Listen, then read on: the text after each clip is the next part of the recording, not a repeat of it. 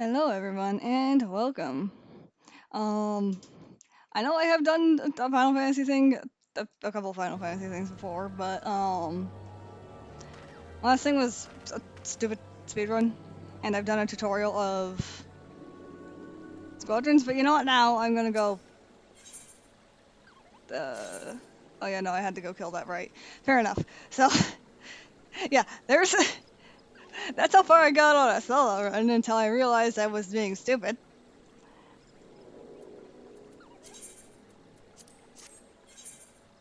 So yeah, there we go. So essentially, I am going to go through the Palace of the Dead as one of the deep dungeons. The first that I've gone solo was exactly as you saw, and um, hold on, I got to go do this. I think that should be better. No, hold on. I think that's better. Yeah. Um, don't mind me yet, because I have a new mic since the last time I've ever recorded properly. I just had to go fix settings because things. But either way, I'm gonna try and go through Palace of the Dead from floors 1 to 200. All to get. Uh, I just scrolled past it, didn't I? No, wait. All to get this title, because you have to get through the first floor to 200 floors of Palace of the Dead by yourself. I proved it's theoretically possible by going through floors 1 to 100. The problem afterwards lies in the fact that here, I'll just get this started as I'm explaining this. With fixed party, yes. I'm fine with going this alone. From floor 1 into the suffering I go. But either way, so to explain, Palace of the Dead functions very similarly like other deep dungeons. I have spawned in a very awkward spot. Um, that is immediately unfortunate.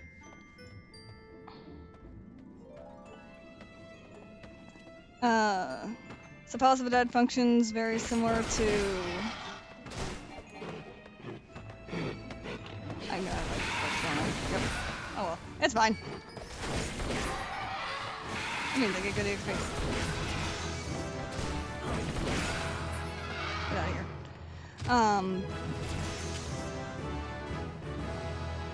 Okay, this is door 1.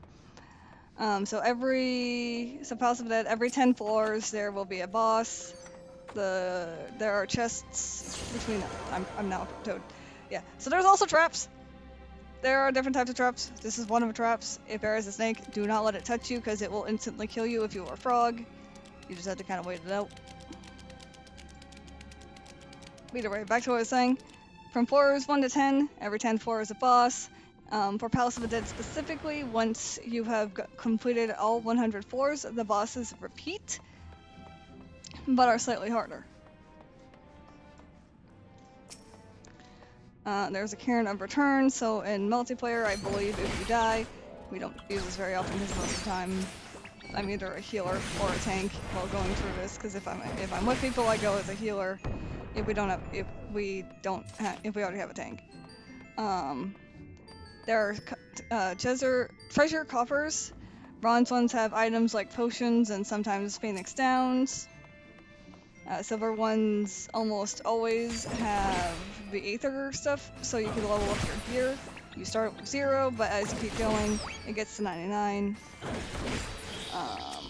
And you do have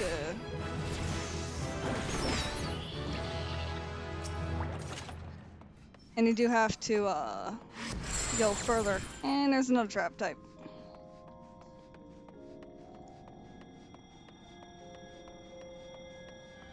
But as you get further into the dungeon, the more likely you are to get your Aether pools to raise. You have to go further to get it higher at certain increments. I do not know those. But regardless, you saw previously that where there were texts saying like the door, the key to opening the portal is open further and yada yada. There are so many enemies you have to kill per floor to get to the next floor. There is a lot of explanation here, and I am sorry for doing this very haphazardly. But it's just there's a lot of information to get out of. Whenever you start floor 1, you are starting at level 1. So you are literally a level 1 character right now. When you start, well, I'm level 4 now just because of how many enemies I've defeated.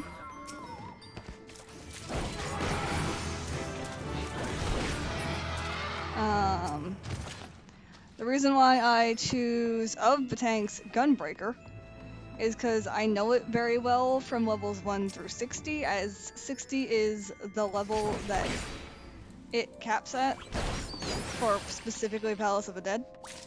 As you're seeing, I'm kind of ignoring Silver Chest since plus 99 is the highest the Aether Pool can go. I have not seen a Bronze Chest, but I don't think I'll pick it up because all it gives is Phoenix Down and potions, which enemies also drop potions. You can see here, they're not super useful until like the floors 50 or 60. I do apologize, I'm not quite to the point to explain why I have the character info open, but yeah. So it starts off with you being incredibly fragile and having not many skills. However, you'll be able to get your levels up through the floors as you climb them, or go deeper, technically speaking, because Palace of the Dead goes down. There is one in Stormblood expansion that you could do, Heaven on High.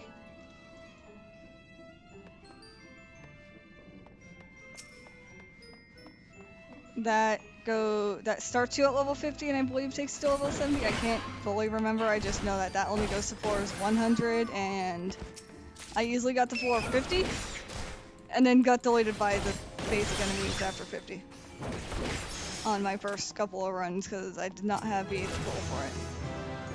So Aether Pool does matter, not matter significantly, or at least that one, if you want to get further down. But yeah, most of the Palace of the Dead is going to be the memorization of how specific enemies work, how each boss fight works, and what to do. With that in mind, these commanders I have been gathering, like the Safety, the Steel, those are going to be important later on. Because right now on the very beginning floors, you don't need them. But you do have to kind of keep track of what you have. Well, I'm going to steal the XP from you. As you see there, that closes if we are in combat, so we do have to keep that in mind for later floors. Since, as I said, this only goes up to level 60, we are going to cap at level 60 before we hit the 50th boss. Because that's usually what happens whenever I go through this. The music within these dungeons, within each floor is randomized. You can only carry a total of 3, so the Commander of Steel does give you a defense boost by 40%, which is very useful for later floors. Now the way I am doing this is technically very careless because I'm fighting in the room where you could activate traps, which could actually end your run if you're not careful.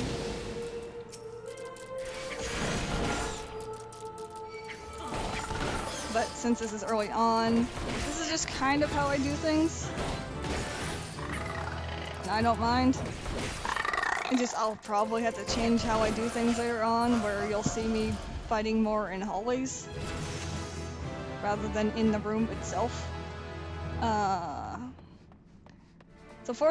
So the 1 through 9 floors, Every other floor that's not the 10th floor, I mean, will have enemies like this, and it will also have roamers, as you saw at the very beginning where I had two back-to-back against each other.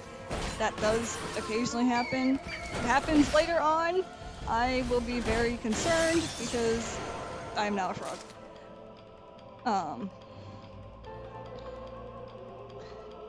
But that's because I got to be very concerned about some of the roaming enemies of the floor. They usually have like 1 or 2 types depending on the floor. Steel. So yeah. If you cannot carry an extra commander, it does not waste it. It instead just simply does not open a chest. You can open it later once you have used it, which is why I decided to pop the steel. They last about 8 minutes. Oh, there's a lost goblin here. So, yeah. While you're going through, some of the enemies will have specific names, like Lost Goblin. It is literally just a goblin that had entered the Palace of the Dead and then got lost. We may run into some unique enemies in here that only persist in this, that only exist in this dungeon. But, yeah. So, I am technically speaking unnecessarily killing every enemy on the floor. You don't have to. Later on, it is recommended against floor clearing, because it is a waste of time. You are timed. You can see over here in the right corner that you get 60 minutes per 10 floors. This is not like 60 minutes per the entire thing, because technically speaking, on average, this is probably going to take me like a minimum of 10 hours to go through, which you guys don't, which, with the magic of editing, I'll make sure you don't have to sit through the 10-hour slog of me ramming my head into this place. But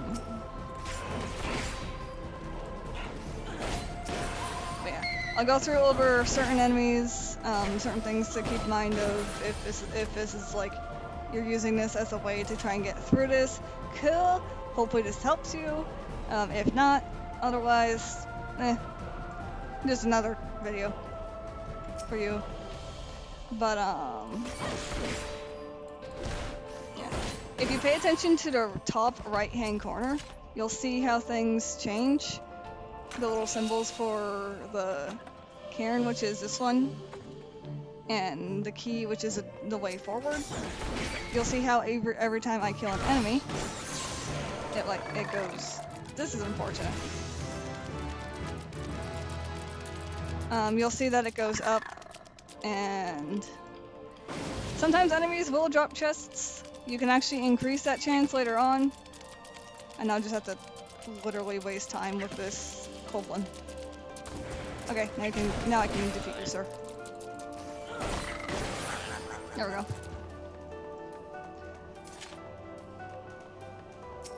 But yeah, things like that can go wrong while fighting in the rooms, and yes, I am being careless, but these are the beginning floors. Maybe the most fragile, but also the enemies are incredibly fragile as well. My ideal goal is to get between the levels of 18, 21, something like that, before I get to floor 10. I'm already level 13. And then I think to 20, I need to get, of course I get a hippogriff. Get over here.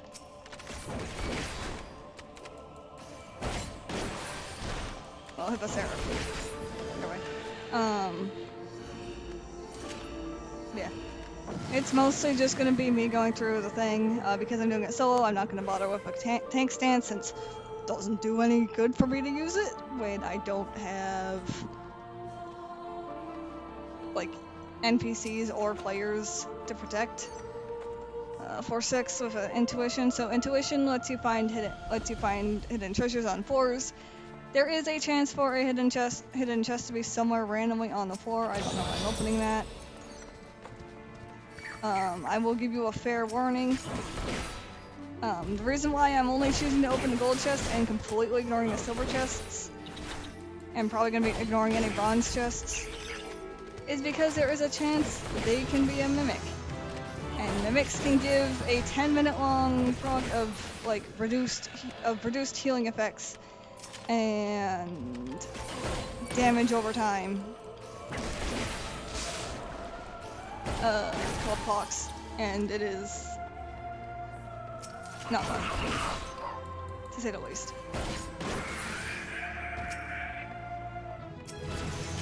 Don't have the thing yet I want. Of course now I get it.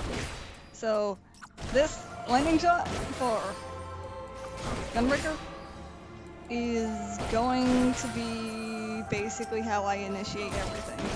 Which is also why I've been carelessly running into these places, because I don't have a way to bring enemies towards me right now. But now I do.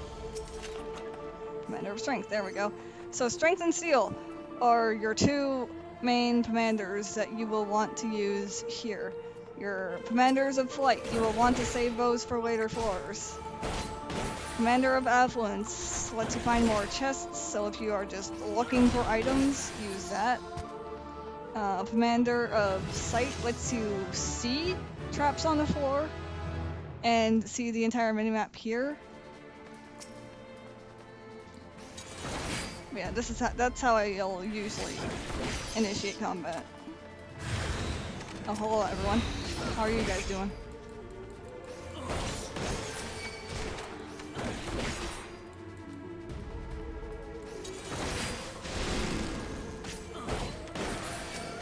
But yeah, I know the beginning of this video is explanatively heavy, but I mean, this is where you get the information. Safety is you delete the traps on the floor that you are currently on. It does not mean you are getting rid of mimics. We will find more commanders as we go, and I'll explain them as we find them. Commander of Fortune means you increase the chance of enemies dropping stuff on the floor. Safety. Okay. Goodbye, traps. I use this minimap a lot because it gives you a lot of information. And the thing that's actually quite useful with it is the fact that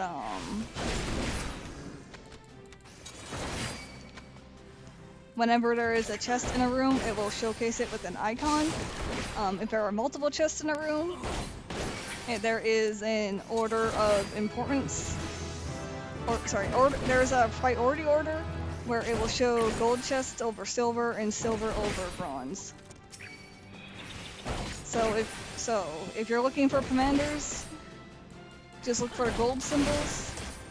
If you're looking for silver, you'll have to probably check the gold icons as well, because they can have up to 4, I believe, in a room, because it's the 4 corners of where they spawn.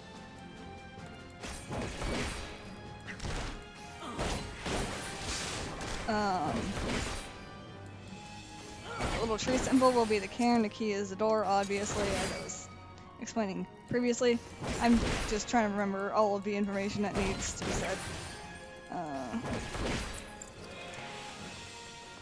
Okay. Commander of Lust turns you into a succubus.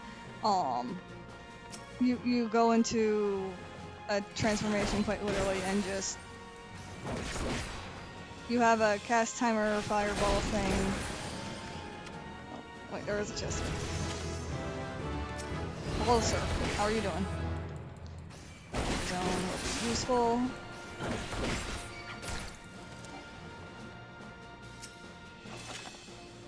Commander of Affluence, yeah. So we are missing about 7 commander types that we have yet to see, but that's fine. We are literally only on the first 10 floors. Those show up later on, some even in the later 70s to 80s, but the ones that show up there are actually very useful.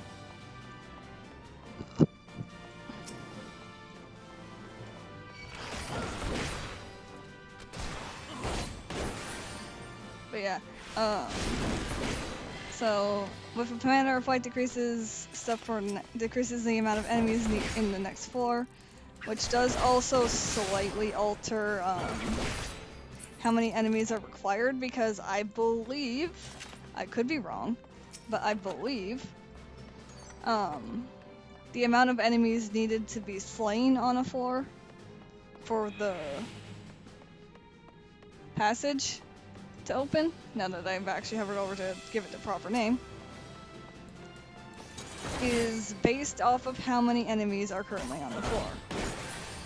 Some floors can be big, some floors can be small, some floors can have 5 rooms, some floors are just 3. And I think 3 is actually the minimum. I have not seen a floor that is 2. Whether that be good or bad, that's up to you.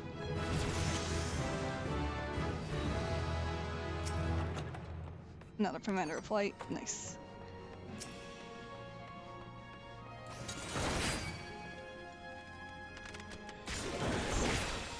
But yeah. What I'm doing here is basically the strategy most people will want to use, especially on later on floors, where you'll pull the enemy towards you in a hallway, since explosions, well yeah, there are traps that will be explosions, but where you are less likely to run into a trap that might get you killed. When you're running this solo, you really don't have anything to save you other than something you will find in later floors. So you just have to be very cognizant of your surroundings, where you are, and your usage of the Commander of Strength and Steel.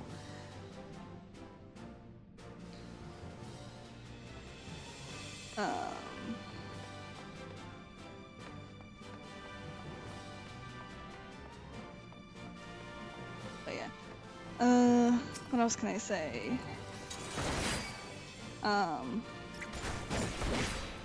With all of these explanations, you guys will not have to watch me go through every single floor.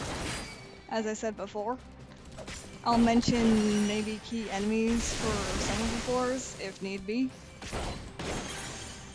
But otherwise, I will,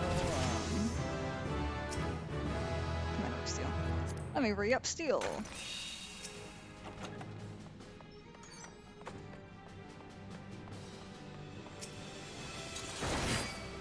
Otherwise, I'll probably just cut the majority of the floors, other than the boss fights.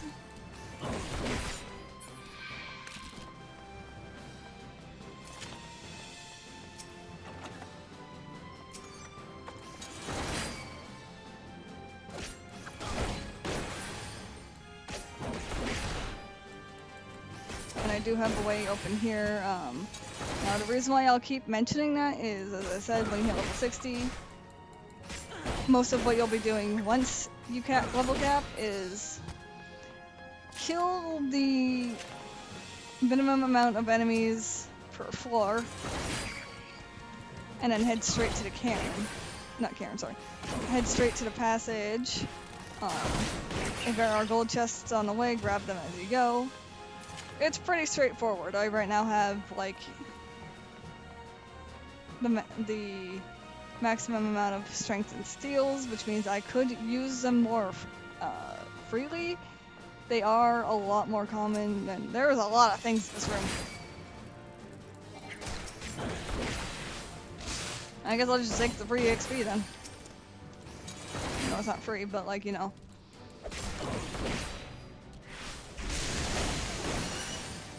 Getting the EXP before the boss fight is actually quite useful, which is why it takes. I'm not speedrunning this, obviously, because you'd probably want to be a DPS to do that. But it is possible to get from floors 1 to 200, but every class and people have done it. I am not new in going through this from 1 to 200. So there is a chest somewhere. There it is. Witching. This one is very useful if you are overwhelmed, as all nearby enemy targets suddenly become imps, chickens, or frogs. Which means they can only just do basic attack. So here is the first Here's the first boss of Palace of the Dead. It is a giant bird thing. Also, don't ask why I'm doing it this way, even though I don't have to. So it has basically a cone attack and then a room-wide AoE. I have deselected the thing. Game. Game. Thank you.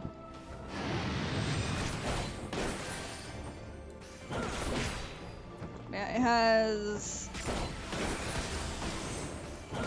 about 4 different attacks you need to watch out for. This one is just a room-wide debuff that does a little damage but applies damage over time. But that's not too terribly hard to deal with. These boss fights will repeat after floor 100. So if you know how to deal with this thing, you know how to deal with the boss on floor 110.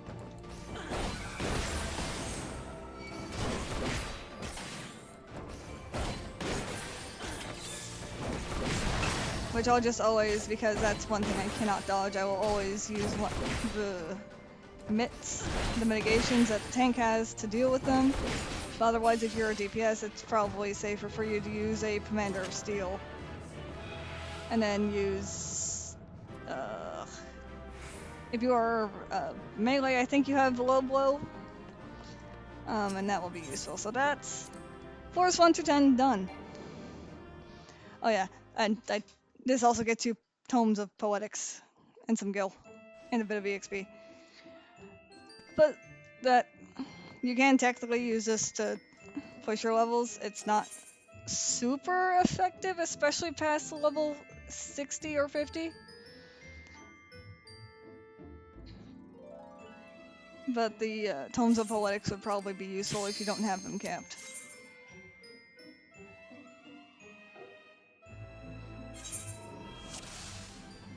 If you are uncertain about the level that you should be at least in the Palace of the Dead, you could most likely gauge it from the enemies that you are facing. Like, for example, these toads are level 22 and I'm level 21. I probably need a bit more EXP than what I currently have right now. Good job. You pulled me to you and perished.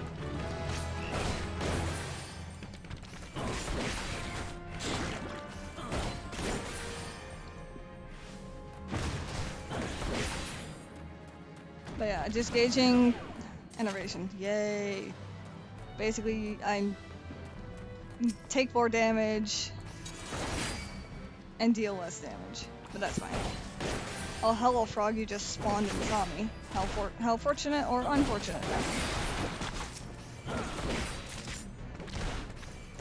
So now that I have the passage open, technically speaking, I could leave, but that would be a waste of EXP. Because the early floors between floors 1 through 40, technically 1 through 50, are kind of necessary if you want to keep up with the levels of not just the enemies, but also the bosses.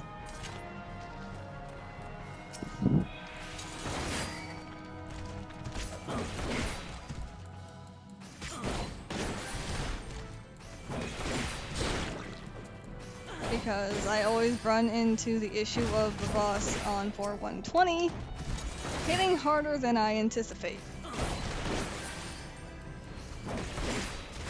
And usually that's because I get there, I think, a bit underleveled. Or it's just that boss type just generally hits slightly harder than I remember.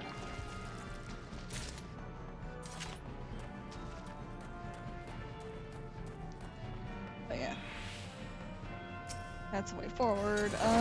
There's a room all the way back there. I don't need to go all the way to backtrack that. It's not even worth the sprint. Hi, Potion. Yeah, Commander of Strength. I can kill things faster. Get over here.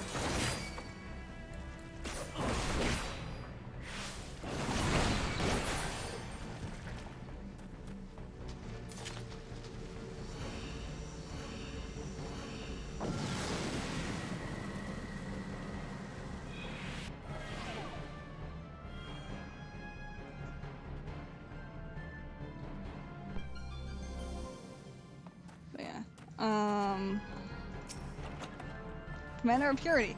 Here we go. Removes the pox status. That was the thing I was referring to specifically from those mimics. Now, that status plus another 4 buff/debuff, which for example this one means we have reduced max EXP on this 4 because that is the RNG debuff for this 4. All 4s are completely random, nothing will ever be the exact same as before since this is a roguelite. Roguelite, I think, is the term. I always confuse roguelike and roguelite. So, pardon me for using the wrong term. I'm just being a goob. But,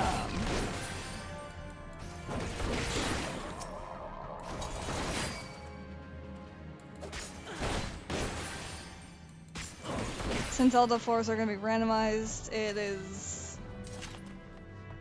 pretty much completely random for how many 4s you get, how many enemies are on the floor, what enemies are on the floor, where the door is, and so forth.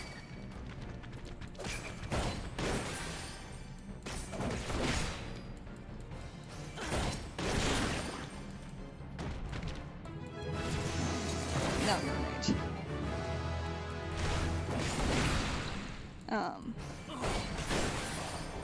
Now another thing I will mention is we will run into different enemy aggro types here. For example, as you saw from Force 1 to 10, we ran into bats. Those are sound-based enemies. If you are close to them, auto heal disabled. Yay. Affluence. Here we go.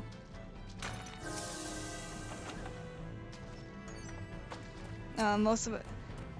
Palestines, here we go. So Palestines, they don't have eyes, they don't have ears, they are proximity-based enemies. These enemies also have a chance of just doing a massive AoE of damage from themselves.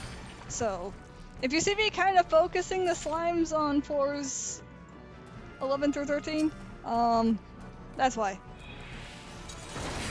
I don't trust them.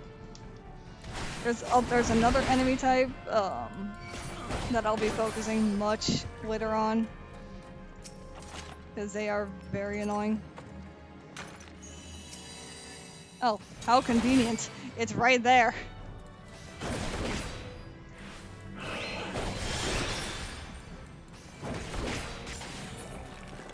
I thought you know, that's fine. I could still do this. So how the accursed horde is, that was technically there even before I revealed it, so if I had stood there while fighting, it would have revealed itself, because you have to stand on the spot for so long before this thing appears.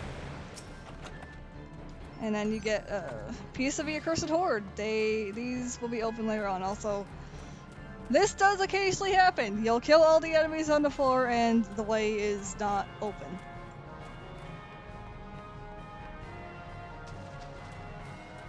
So I'm just gonna go backtrack, find an enemy that spawned, and kill it.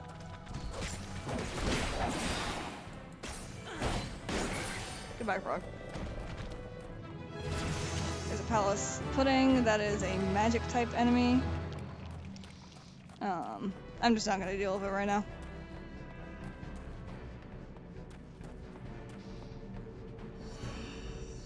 So, magic type or ranged enemies. There is a way, if you don't want to fight them in the room, to bring them into a hallway.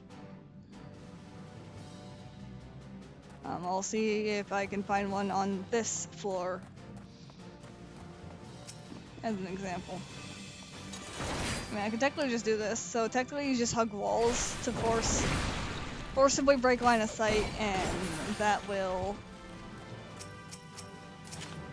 Oh, why are there two of you? Oh, please tell me I don't have the freaking bad luck of stacked roamers. Okay, turn away. Do this.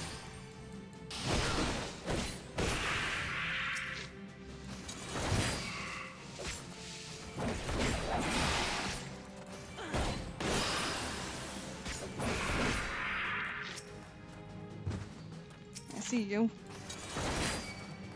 But yeah, basically breaking line of sight will force them to come to you if you go hug walls while breaking line of sight, and that will force them to come into the hallway with you.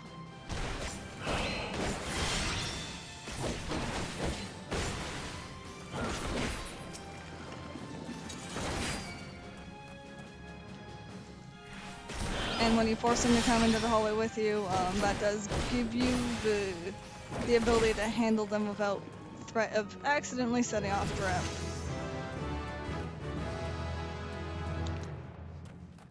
You can also technically just be a little cheeky.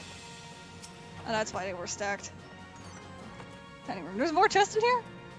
Yeah, there is. Strength. Yep.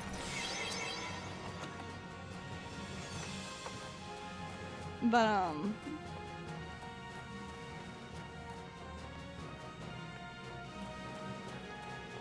I have immediately lost track of what I was thinking of because squirrel brain, or...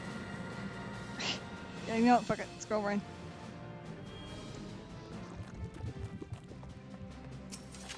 I guess we will just continue, we will continue this run as it goes, and then... whenever I have something important to mention, you'll see me on whatever floor I happen to be on.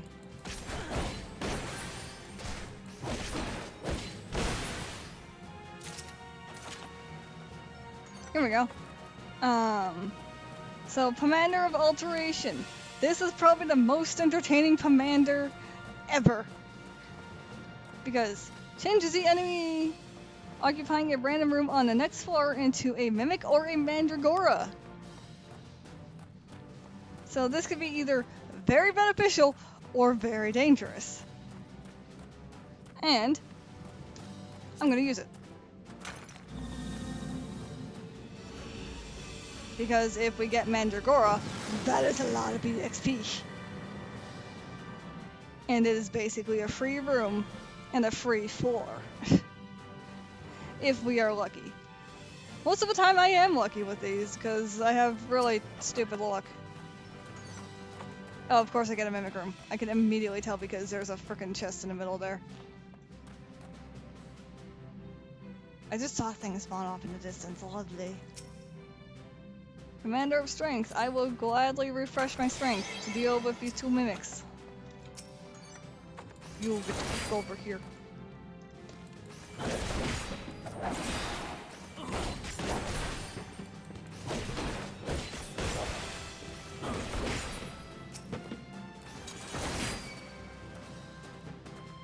Yeah. The fortunate thing about chests is they do technically drop more stuff for you.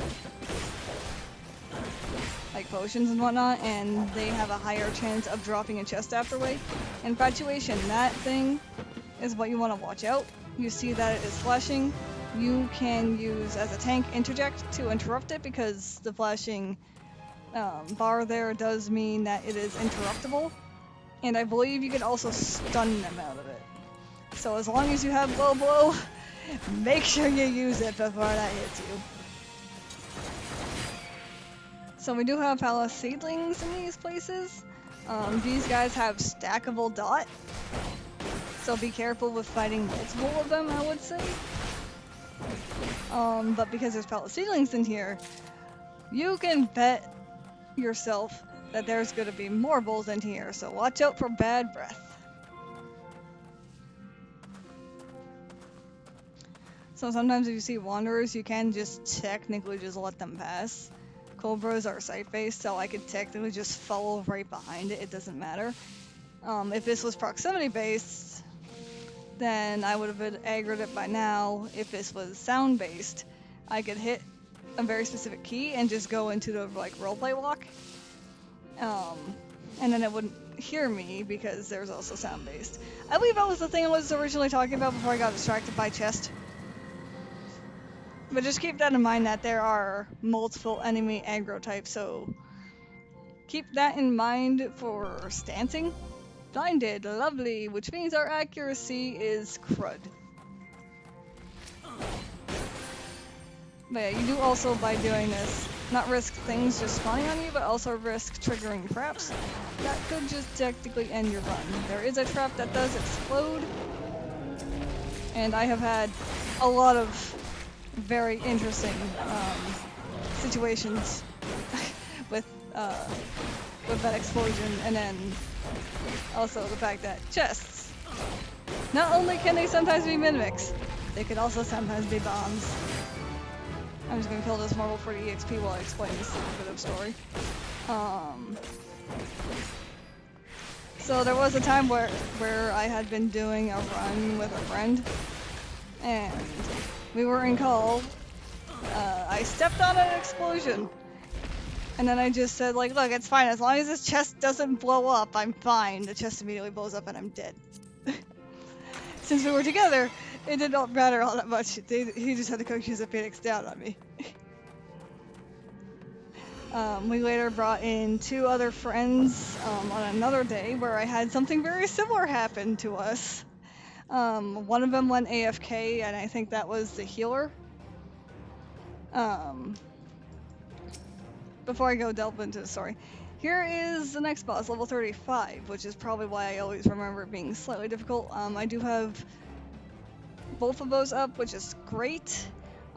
This one I'm going to actually scroll out a bit on because this is one that summons ads. It will always stay around here. Yes, I'm still doing the tank thing of facing the boss away from where I start. That's just instinct at that point.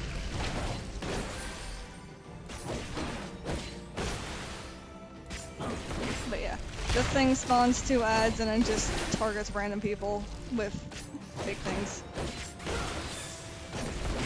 So whenever it does that attack, I believe, no, hold on. Oh, now it's doing it. Where's your babies? There they are. So you want to kill these things first. It does not matter, just kill these things first. These things have final sting.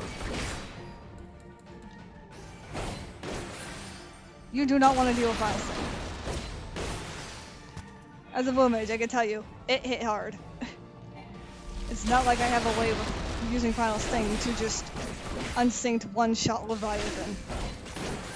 And most of the Aromaborn primals with it. But either way, basically, once you do that, it's rinse and repeat until it's dead, and you're basically set. This fight is otherwise not that bad. It just occasionally he hits hard.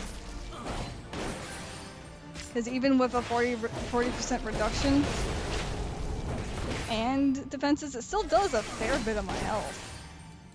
Whenever you see the prey mark, it does mean he's spawning them. There's like one of them. But either way, back to your story. So we had gone in with a full party of 4 to see how far we could go, plus getting new people in there. One of them went AFK, and then it was just the 3 of us in a room. Once again, I had a trap blow up me and that friend. And let's just say the chest thing happened again, but instead of just me dying, it also kills him. So our friend who is the healer that went AFK comes back, enters the room, sees me and my friend dead. The other person's just standing there with her, just staring at our unconscious bodies. And the only thing that the healer that our healer friend could say was, "You look guilty as all frick." I had to hit the wrong button. I need to hit, and there we go. So yeah, there's a lot of really stupid moments you can have in this place.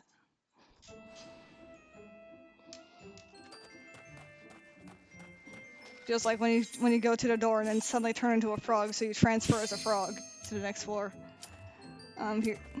Either way, that was floors 11 to 20 done, and now we get to go through 21 through 30. Fair note, there's going to be a lot of things that just hit really hard in here, and that's really about it that you have to worry about this floor, is that it just hits hard. I forgot to drop the chest. Commander of Rage! How very useful! Transforms user into a manticore. So these transformations, they only give you really one skill. But, so, oh god, why is there so much crap in this floor?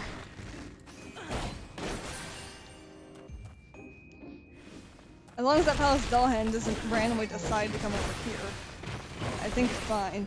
But either way, the Commander of Rage is very useful because it does a punch that is a knockback. That knockback is an instant kill for whatever it touches.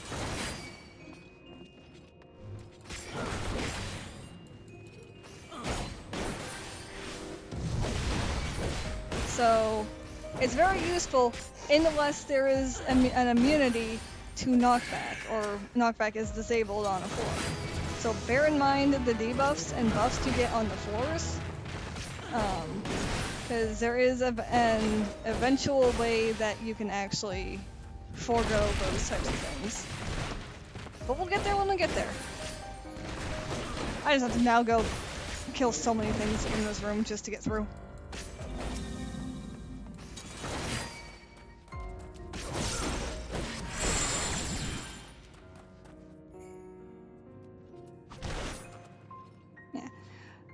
So as you can see here, I did just randomly activate Silence and Alteration while just trying to get to the next hallway. It also affects enemies! Bear that in mind, that some traps that have like an AoE type effect can and will affect enemies. So they literally can't do anything, just like you can't do anything. I'm gonna let the first one pass. And then I'm gonna get you. Sometimes going after the back wanderer is better than going after the front wanderer, because then you can just deal with the one in the back rather than two at the same time.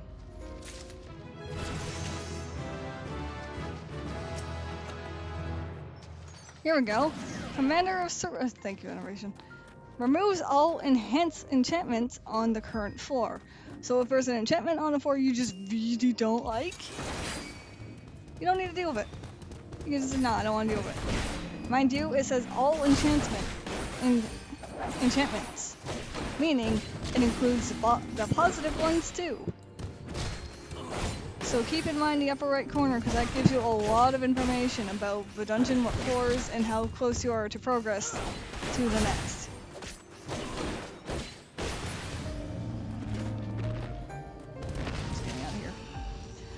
That's also another strategy, is killing the minimum amount of enemies to open a dungeon for. If you just don't want to use that, or don't want to use Serenity, or don't have a Serenity, just do the minimum required on the floor. Get out of there. You don't need to stay there. Because there will be times like, you don't really need to worry about it. And then also if you pay attention to character info, which I do just leave here for now, it tells you what items are in effect currently. And that's more towards the dungeon, so for example, if I had steel or strength up, it will not show that item being in effect down in that bottom, since it's not affecting the dungeon, but affecting the character.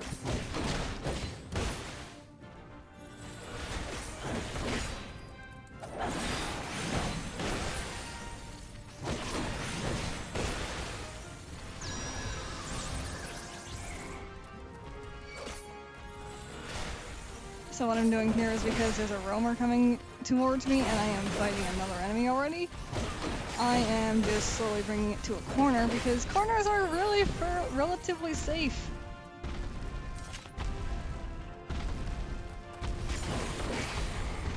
As you can see, it would have just kind of walked by me, and then, because this is a dead end, turned around and just continued on. That's going to be a cone around itself. The easiest way to tell with Minotaurs is when it's charging up an attack, because I don't remember it by number or the attack name. It's easier for me to remember by animation. If it's holding its weapon in two hands, it's doing an AoE circle around itself.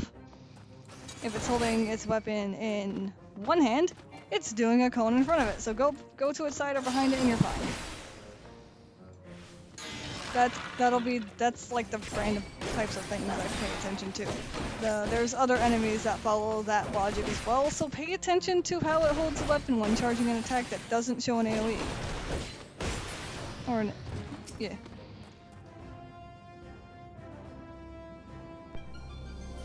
Gloom. Here is a great example of if there was Gloom and another debuff, I would have just immediately popped the Commander of Serenity, because Gloom is not a very entertaining thing. Enemy movement speed is increased, enemies also deal more damage while taking less damage. So if you see Gloom, generally speaking, you kinda don't want to have it there. Here we go, this is the 4 I was talking about. So if you just do a single range attack, they immediately do a stun around themselves and poof.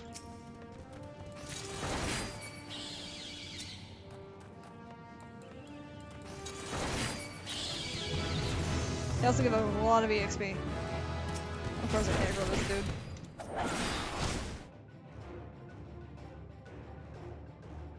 Alright. Here we go. But nigga, I don't even say the names normally for most of them, but yeah. Ignore the fact I have Commander of Intuition. I normally don't pop it unless I'm below level 460. But this fight is basically watch where he's standing. He will just drop things like a fireball that then puts a thing on the ground. He'll then do the same thing with ice here, which will give you a slow. While the fire is damage over time, he'll do it about... He'll do 2 each. Come on. Thank you. Since I'm doing it solo, most of the time he'll just target randomly. I simply just prefer to go a very specific way. And then for this, you want to go just slightly behind him, underneath him, and you're fine. Because then that doesn't affect you. Go back and hug over here. Because this is a strategy that I use for handling this boss and his ground stuff that he keeps throwing down.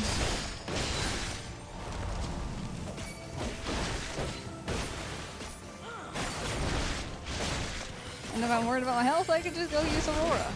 Because I like having a self-heal by this point in the dungeon.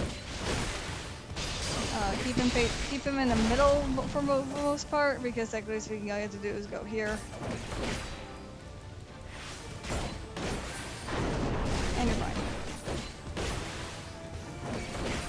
Now they do slowly start going away, so technically speaking all you have to do is rinse and repeat and you're good.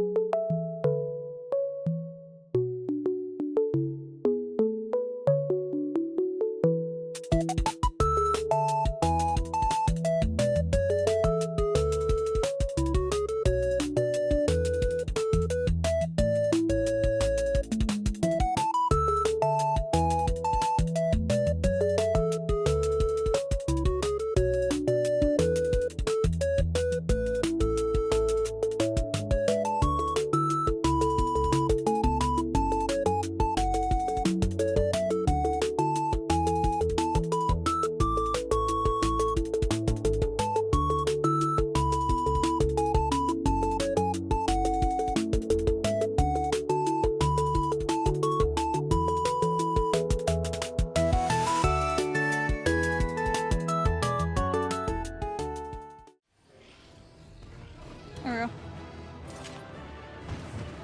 Where am I going? Oh, sorry, I'm jumping off a cliff. It has an invisible barrier, so I really couldn't do that if I wanted to. Either way, you can see we're basically already at like what, floor?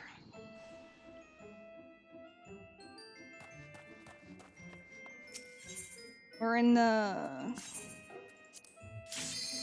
31 to 44? And we're already getting close to like cap on level. Because we only have like what, 13 more levels to gain.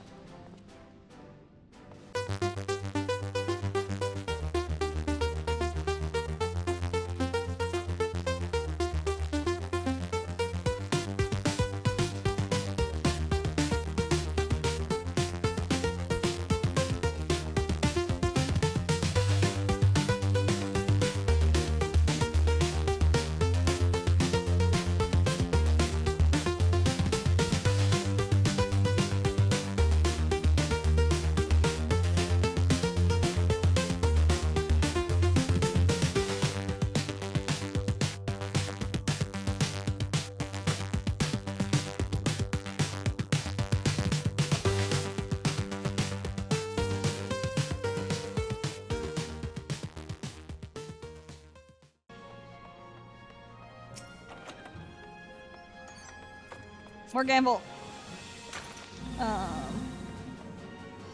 Most of what my strategy now is peeking into a room, seeing if there's anything of value, and if there isn't, ignore it. Unless there is another path to go through that. Otherwise, it's just really peek into rooms, look around, see if there's anything of use. If not, leave. Like, for example, I note the entrance is here, and it has that, and there's also a Nightmare Mummy, which is the center enemy. I have not ran into any uniques, sadly, so I can't actually explain those ones. Alright, here's the first time we get to use sight, and here's an example of a thing. This, I believe, is an explosion. Each trap has its own specified symbol.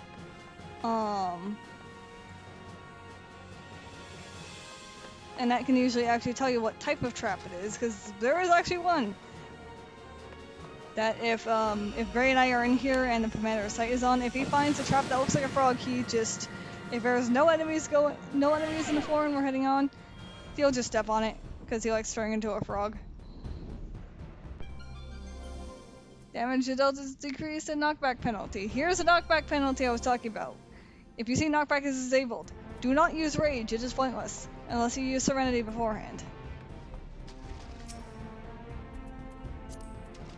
Okay, let's reveal the entire, this is a straight line. Okay. Nightmare Eyes. These enemies in particular, probably prioritize them.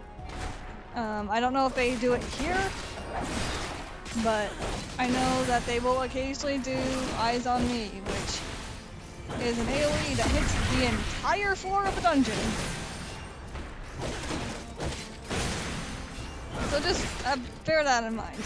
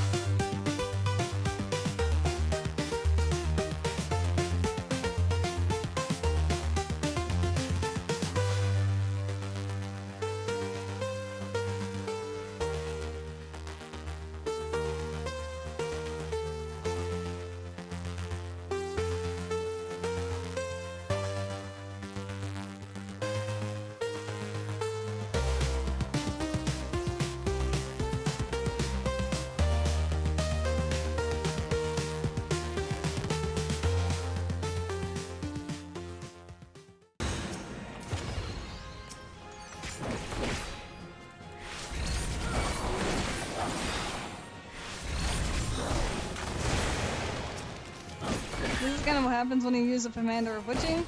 I had activated a trap, and then I just saw what was in there and like, nah, I don't feel like healing, but... And since I had 3 Commanders of Witching, it doesn't really hurt all that much, and you can see it lasts a fair while. Since I have buffs, I am capable of at least defeating 2 of them, so I only have really one to worry about. And yes, it is very silly whenever they pop out of form the moment they are defeated.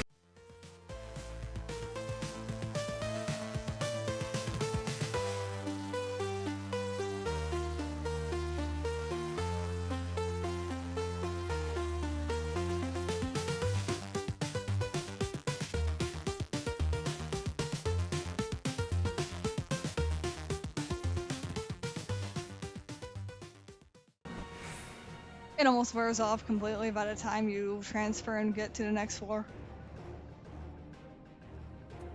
So, this guy's an interesting fight.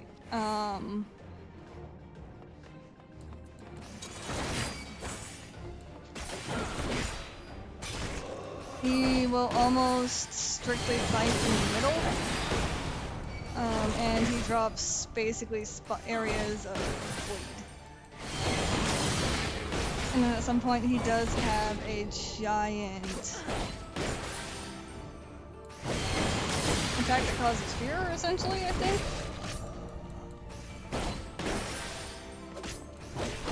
The reason why I say he's interesting is, like, directly after this guy just becomes a regular wandering enemy.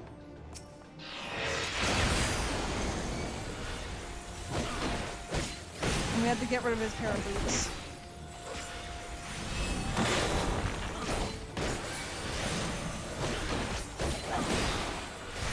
I don't think we have to, but it would be good to get rid of him.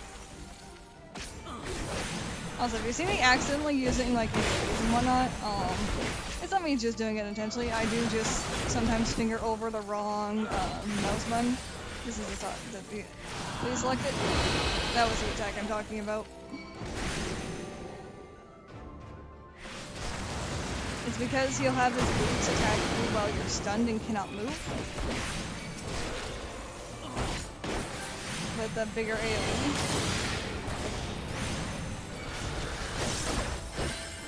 And there's really not much you can do about it other than just whenever he does that.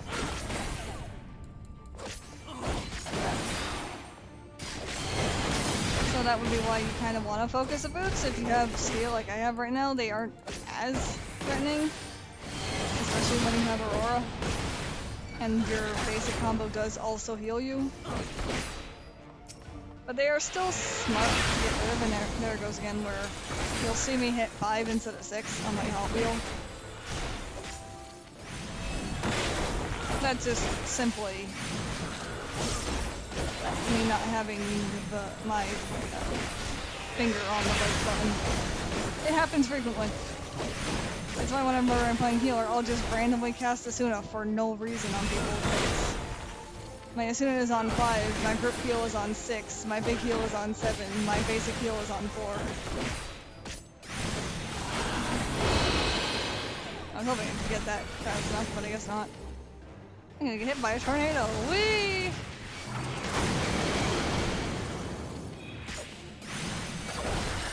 And just reapply Aurora and...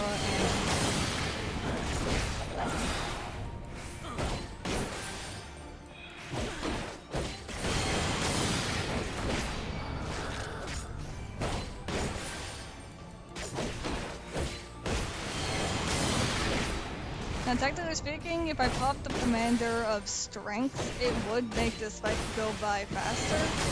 Especially with the fact that it will then allow me to defeat the 2 enemies before they could do anything. Which basically means when I get to floor 140, I will have to do that because it's a requirement and not oh, just saves you some time. No, it saves me from basically never dying. Because after floor 100, as I said, the bosses repeat. So get the experience you can from the ones here,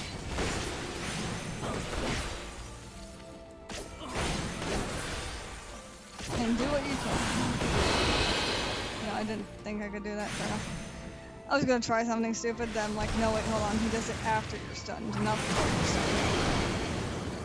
If it was before I was stunned, then I could technically have displaced myself somewhere else. And then not have to worry about it. But no, that's not how it works. I'm being stupid.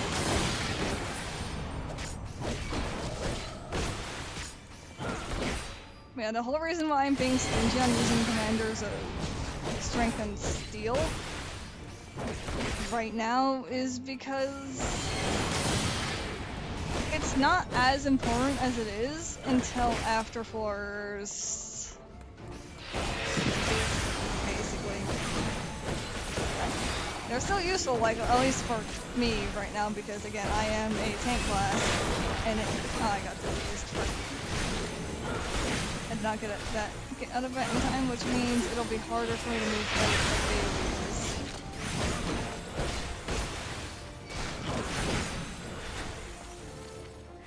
I think I got hit again, yep.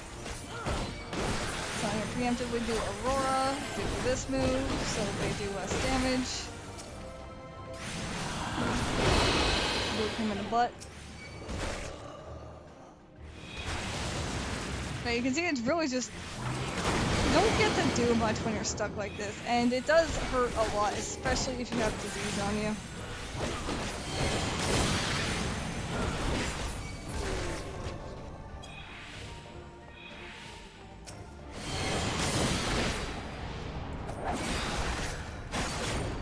So for the sake of everyone else,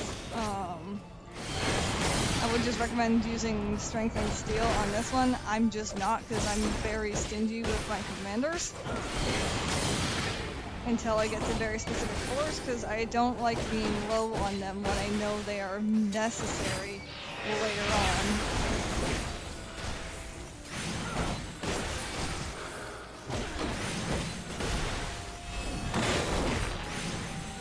Here they are not quite necessary, but they would be helpful, rather than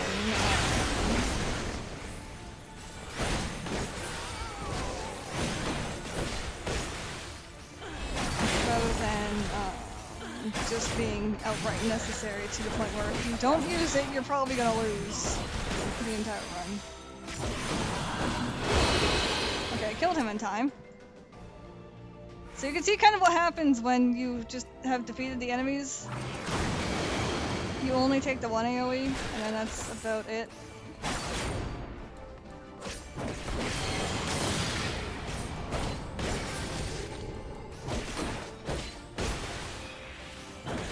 Yeah, it's basically, most of the boss fights are mechanic, rinse, and repeat done. Not too terribly much to them. At least not right now.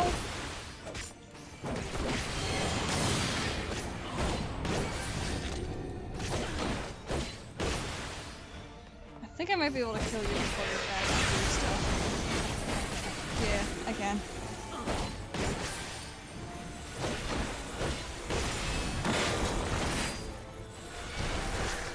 Get out of here. Summoner logic. If a boss summons adds, defeating the boss has them poof.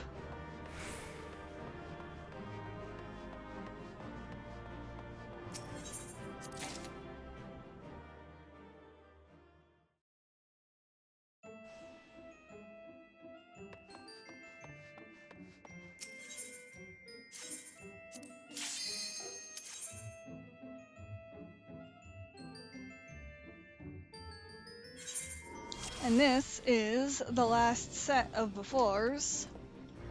Oh my Jesus Christ! Why is... Okay, we're permanently enraging this. I really don't care. I need a permanent enrage this. Get out of here.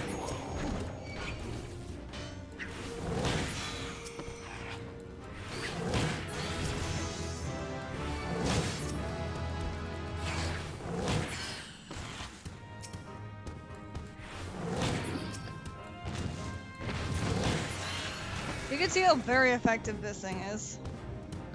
But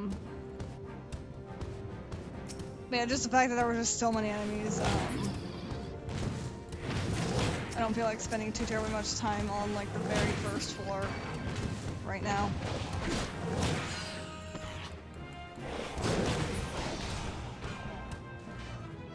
Okay, now he's dead. Nice. And as you can see, I'm already almost capped. So there is really basically no point for me to stay on the floor the moment I open up the way forward. Unless I were to go out and explore the room looking for chests. Which, technically speaking, because I have 3 intuition, I might as well use this at the start. But either way, there is nothing of note too terribly much on this floor to worry about. Although the boss that we just fought does become a regular enemy, so watch out for that big ass AoE attack he does. Because you can technically, I think, stun him or interrupt him out of it.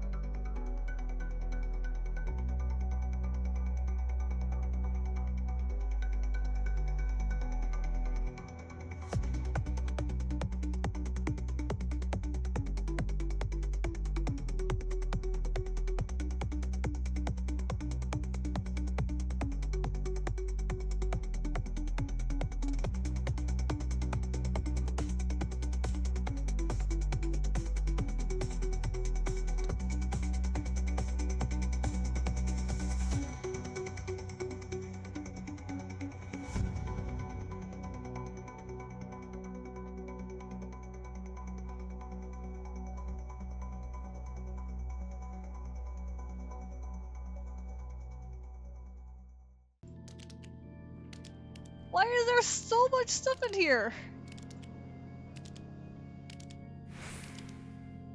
And yes, I do just randomly like jumping as a frog.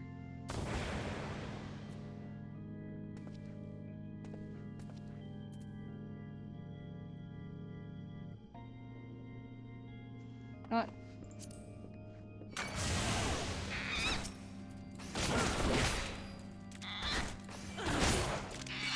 What's that? Oh my goodness, it's a good thing I'm deciding to do it this way, I guess. Oh, you know what? I don't even want to.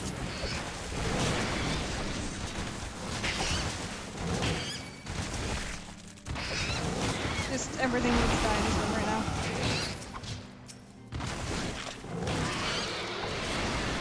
I don't want to deal with this.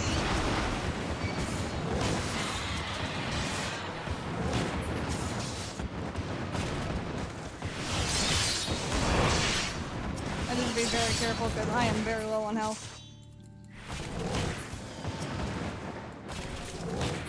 Just everything get out of here, please.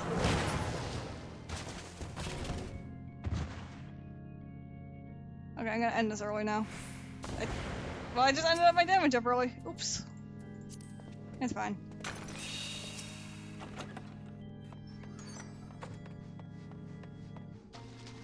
That room was just very excessive and unnecessary. But hey, I at least have maximum ways to deal with Fox. If I get it 3 times without getting another purity, then I am fine. So here's a fun fight. Basically stay closer, but not too close. Even if you are, like, ranged.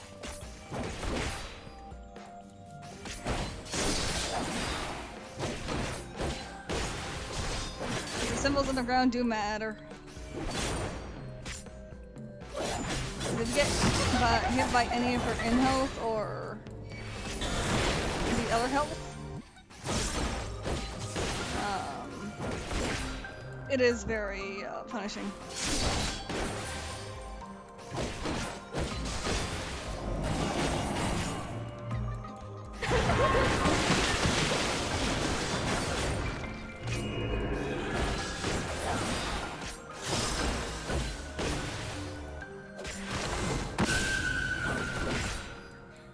And of course, whenever you see those eyeballs, you want to look away. In health, and almost instantly she does the other one, which is why I want trajectory, which Gunbreaker has at this point. You level cap on a warrior before you can get their initiative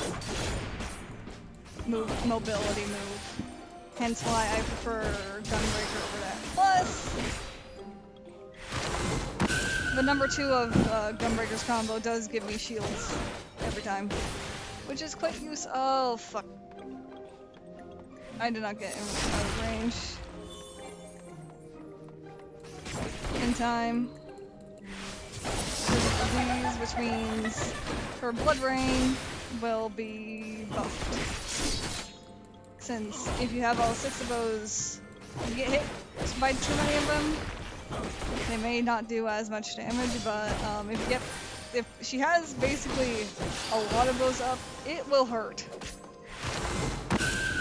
A lot. You might just die. A lot.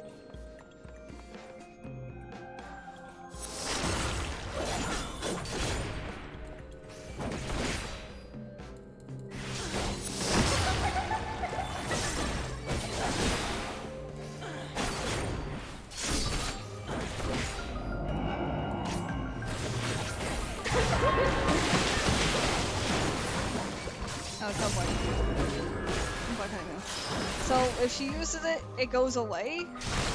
That was that's the consequences of you not getting out of in health or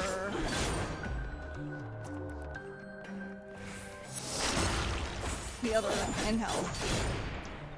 I just thought they were both named the same thing. Like an idiot. I thought it was in health and out health, just because of like the mobility that you have to do.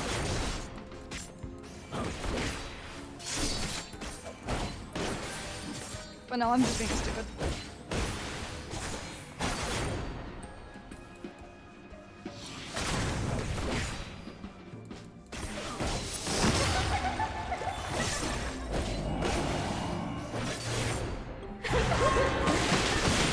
Other than that, she's a pretty straightforward fight.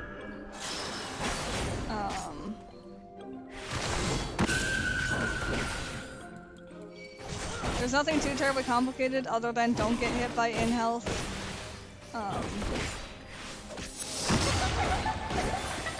Keep an eye on which one she does.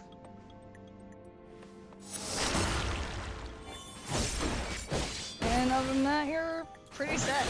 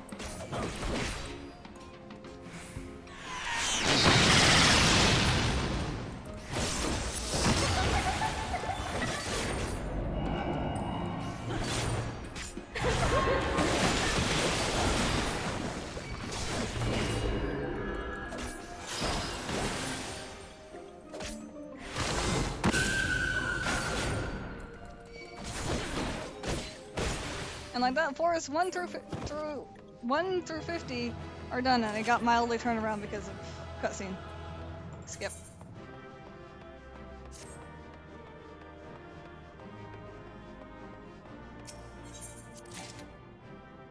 So yeah, now you get Gilmore and Potsherds, which you can use to turn in things and whatnot. Now that we're at 150, let me open my inventory and we will go over some things. So, potions, high potions, mega potions, X potions, max potions. You get these from 1 to 10. You don't need them. This is what you get from 11 through 20. We don't need those. 21 through 30, we don't need those. 31 through 30, we don't need those. 41 through 200! So just hang on to these, because you're going to keep getting them regardless if you want them or not. You can put them on your hotbar, and they're good for emergency, but every potion you kind of get from this dungeon is high quality. I don't need them because I got 116 super potions from going through Heaven on High, which is basically kind of the same thing as this. You get Gilmore and Potsherds. I think I can open this here. You can see I've done this a fair enough times. I just shove a lot of stuff in my Chocobo bag, including bait. So I'll just throw the Potsherd in here. Actually, no, hold on. I will not do that quite yet, because I will let you guys see how much we end up by the end of this. Either way, I guess I will just cut the recording here because it's almost been 3 hours of recording. And, yeah.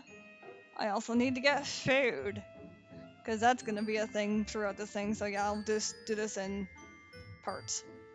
Later!